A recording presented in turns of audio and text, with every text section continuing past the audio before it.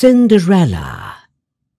Once upon a time, there was a nobleman who had a sweet wife and daughter.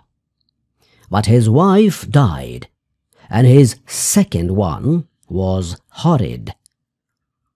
She had two daughters whose bad tempers had given them ugly faces. They were mean to their stepsister Ella. She had to sweep the cinders from the grate, so they called her Cinderella. One day, the king's son sent out invitations to a grand ball at the palace. The ugly sisters spent ages deciding what to wear, and Cinderella had to help them get dressed and brush their hair. There was no question of Cinderella going to the ball in her rags. When the ugly sisters had left for the ball, Cinderella burst into tears. "How I wish I could go too," she cried. Suddenly, her fairy godmother appeared. "Don't cry, child," she said. "Of course, you can go to the ball. But first, we'll need a few bits and pieces.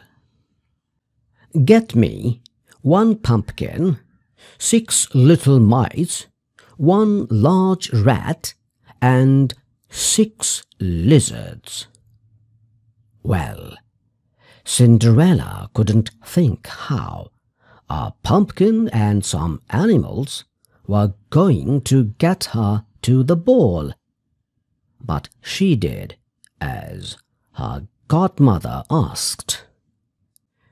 Her fairy godmother waved her wand and whoosh! The pumpkin disappeared, and in its place stood a beautiful coach. Then she waved her wand again.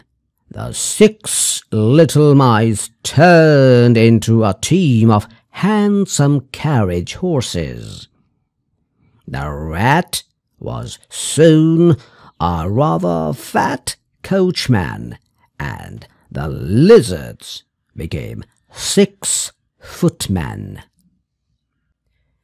So now Cinderella had a lovely coach to take her to the ball, but she was still in her rags.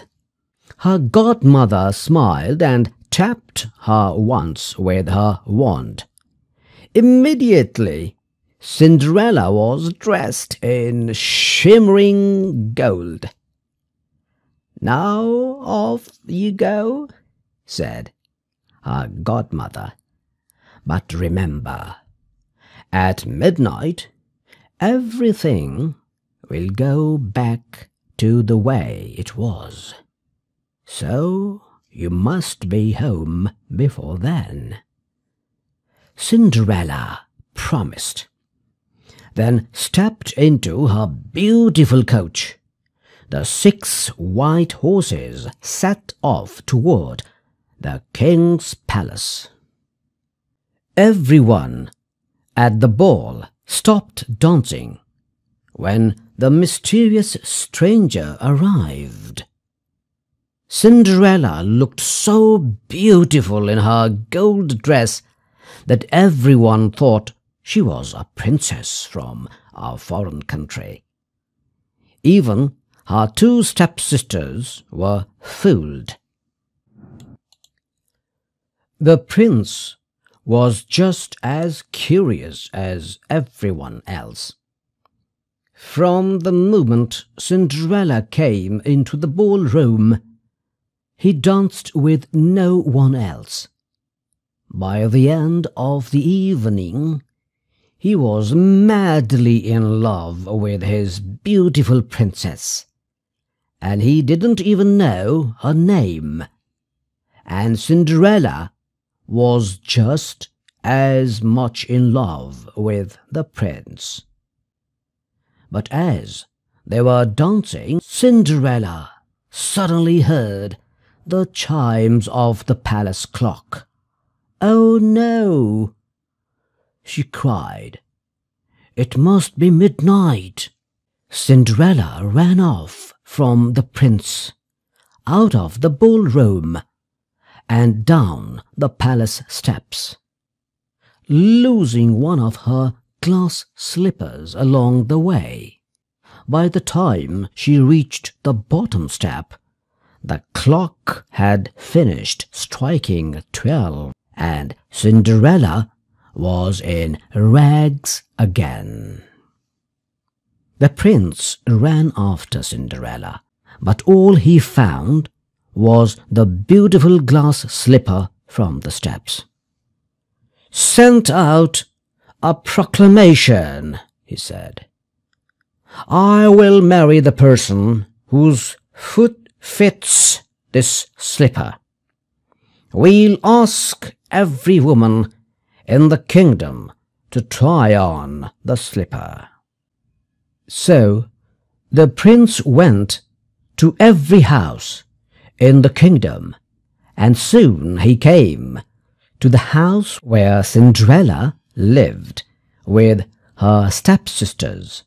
Of course, the ugly sisters were very eager to try their luck, but no matter how hard they pushed their big feet into the glass slipper, it didn't fit.